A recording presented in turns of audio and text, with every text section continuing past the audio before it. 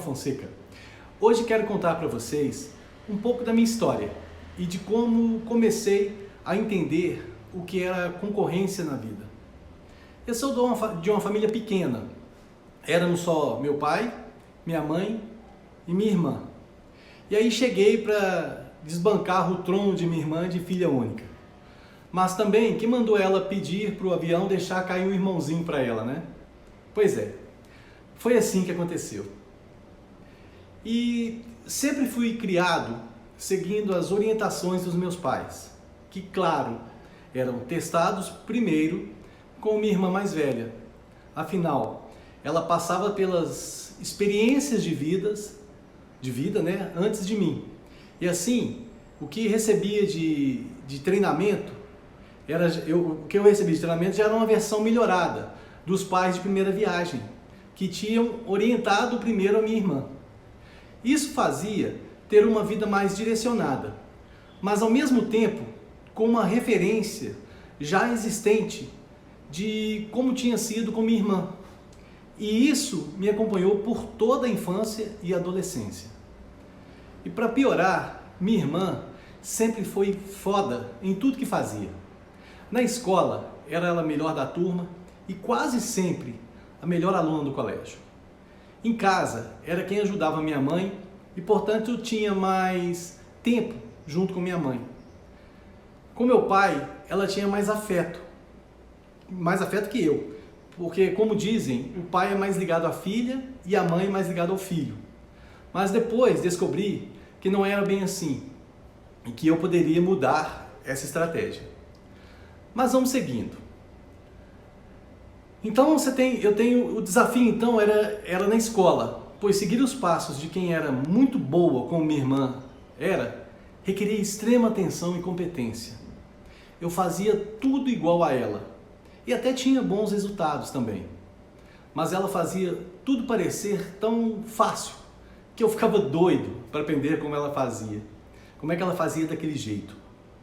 Eu estudava, ela era a seguinte, ela estudava e entendia de primeira as coisas. E nas provas era só confirmação do que ela já tinha mostrado. E eu tinha que estudar para prestar atenção na aula, e estudar em casa, e fazer aula de reforço e tal. Eu até conseguia um certo encanto. Mas até aí, nada demais. Pois é o que se espera de um bom aluno. Esforço, dedicação, determinação e resiliência. Mas por que para ela é tão mais fácil? Eu não conseguia entender. E assim, eu fui crescendo e conhecendo novas coisas, outras atenções e descobrindo outras paixões também, como esportes, garotas, outras coisas. E claro, tentando manter a rotina dos estudos, mas cada vez estava mais difícil, me distanciando mais do gráfico de alinhamento que eu tinha antes com minha irmã, que traçava tudo com maestria sempre, né? Então, cada bimestre, eu ficava mais longe das notas que minha irmã tirava. E eu fui deixando o ranking de boas notas, né? Comparado com minha irmã. Até que um belo dia, uma nota vermelha. Puxa, ai meu Deus. Eu fiquei tão constrangido para levar o boletim para casa e mostrar para minha mãe. Deu taquicardia, febre, má digestão, enfim, tudo que podia desandar no meu corpo desandou. Mas apelei pelo grande amor de mãe e contei com a força de um empurrãozinho de minha irmã que me denunciou para minha mãe. Pronto, estava feito o estrago. Cancelaram as peladinhas de futebol na rua, cancelaram as peladinhas de futebol depois da escola, cancelaram as conversas que eu ficava com os amigos na calçada de casa. E tudo era estudar para tirar nota boa, né? Para voltar a ter o resultado que eu tinha. Mas, e o pior, que por algum tempo, até que eu fui conseguindo voltar e eu fui conseguindo fazer isso. Mas depois, eu mudava de novo. E eu não entendi como é que minha irmã conseguia com tanta facilidade. E assim fui seguindo minha vida. Aos trancos e barrancos, consegui me formar, ir para a faculdade, depois continuando estudando e não parei mais de estudar. Só que agora era diferente. Eu estudava porque queria me tornar uma pessoa melhor e não para competir, para concorrer com minha irmã. e outros alunos também do colégio, que sempre a gente competia. Agora eu tinha uma ideia do que eu queria, de que eu queria tornar uma pessoa melhor, com mais conhecimento, para assim poder ajudar as outras pessoas. Eu tinha claro isso para mim agora, o que eu queria. O grande despertar para mim foi entender que não devemos nos comparar com os outros, com outras pessoas, mas sim com a gente mesmo. Comparar como éramos ontem e quanto podemos melhorar, e quanto melhoramos de ontem para hoje e quanto podemos melhorar ainda, podemos melhorar cada vez mais. O grande problema dos casos de depressão que assolam a sociedade é porque nas mídias sociais ninguém coloca as dificuldades e de percalços que possam ter pelo caminho. Colocam somente as coisas boas e às vezes nem são tão verdadeiras assim, porque uma foto ou mesmo um vídeo são feitos de pequenos momentos e não a realidade de um dia inteiro, por exemplo. É comum vermos pessoas ensinando e pregando ensinamento e metodologia de ensino, de vida, para você ter uma vida cheia de sucesso. E essa pessoa está cheia de problema e fracasso e serem insatisfeitas com quem elas são. Ouvi em um vídeo, uma vez, uma mensagem fantástica, que era para nos tornarmos o que gostaríamos de ser e não aceitar o que nos tornamos. Isso é uma grande dica para a gente. Uma grande verdade é que viemos para essa existência para fazer o melhor que puder ser feito e não somente passar pela vida como folhas ao vento.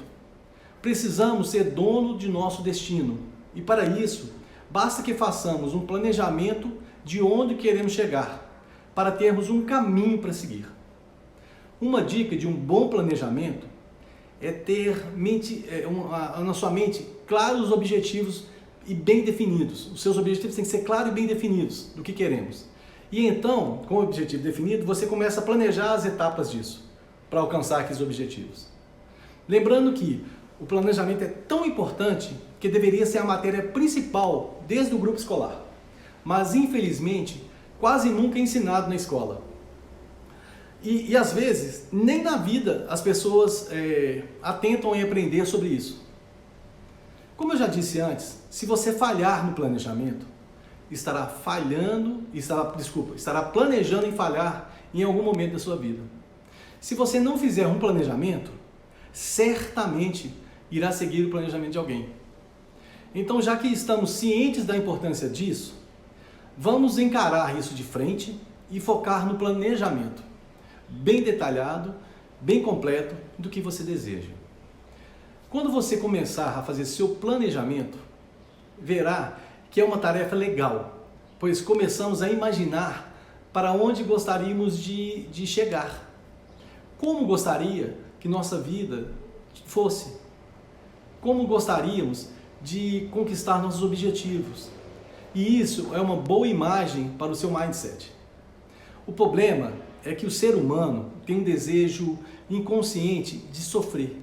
E muita gente, como sempre, vai discordar de mim e vão dizer assim: claro que não, eu não quero sofrer, eu só quero ter felicidade. Só sofrem porque a vida é difícil e que as coisas não acontecem como a gente gostaria que acontecesse. Essa é a história que se conta. Agora, sinceramente, será que o universo, que é abundante e complacente para quem quer negociar com ele, fica torcendo para que você não consiga o que você está buscando? Claro que não, gente. O universo irá conspirar para que você consiga o que você deseja, porque você fez uma troca. A troca só vai se tiver outra coisa. O problema é que os desejos são deficitários, com ineficaz e com temperos de sabotagem, tá? Colocado por nós mesmos. Você já se pegou planejando alguma coisa e depois pensa assim: será que vai dar certo? Tem muitas variáveis para dar errado aqui nesse meio. Será que eu mereço isso? Etc, etc e tal. E não é assim que geramos essa energia para a realização dos nossos desejos. E são essas tais energias que o universo entende, essa dúvida. Quando digo universo, entende que o seu subconsciente e consciente são partes integrantes desse universo. E são eles que irão te conduzir no caminho que você está buscando e sabotando. Seu cérebro irá te conduzir pelo caminho idealizado por você. Mesmo que você acredite que quer realizar um desejo, uma meta, mas permita que os sabotadores criem dificuldades para alcançar essa meta, esse desejo. É notório que o cérebro não entende a palavra não, pois a negação de qualquer coisa reflete em algo no contrário, na afirmação dessa mesma coisa. Para exemplificar, quando uma pessoa pergunta para a outra o que ela espera do futuro, e vem a sequência de elementos sabotadores. Eu não quero ficar dependente de ninguém, eu não quero ficar sem dinheiro, eu não quero ficar sozinho. E como o nosso cérebro não entende a palavra não, vai armazenando somente as informações negativas. Então, o que acontece? Você começa a buscar o que você não quer, o que você não desejaria que acontecesse. E assim queixamos que não temos sorte, que a vida é cruel com a gente. Sempre colhemos o que plantamos. E é loucura acreditar que se plantar um tipo de semente, irá nascer outro tipo de fruto, que não aquele que você plantou. Precisamos começar a dizer apenas o que nós queremos, o que nós desejamos. E assim focar somente nisso, no que queremos. E deixar o universo conspirar a nosso favor, nessa realização do que a gente almeja. Experimente fazer isso, fazer esse trabalho, de pensar somente no que você deseja. E quando acontecer alguma coisa, no meio do caminho do seu planejamento, do rumo do que você está seguindo, que foge ao seu desejo, que foge ao seu controle, pense nisso como uma dificuldade que ocorreu, que precisa ser vencida, e volte para o seu objetivo. Como se estivesse no trânsito, indo para sua casa. Aí quando você está dirigindo, você vira o carro por uma rua e você tem lá uma placa de rua interditada. O que você faz? Você para, desce do carro, xinga? Não. Você simplesmente vira o carro e vai procurar outra rua por onde você vai passar. Você vai retomar o seu caminho, não é verdade? Então, com a vida da gente tem que ser a mesma coisa. Você tem que fazer a mesma coisa. Você tem uma dificuldade, você contorna ele, aprende com ela e vai seguindo. O rio não faz isso? Só um detalhe, gente, cuidado só para você não estar numa rotatória e a saída que você está querendo é a que está interditada. Senão você vai ficar rodando. Para isso, é simples. O que você tem que fazer?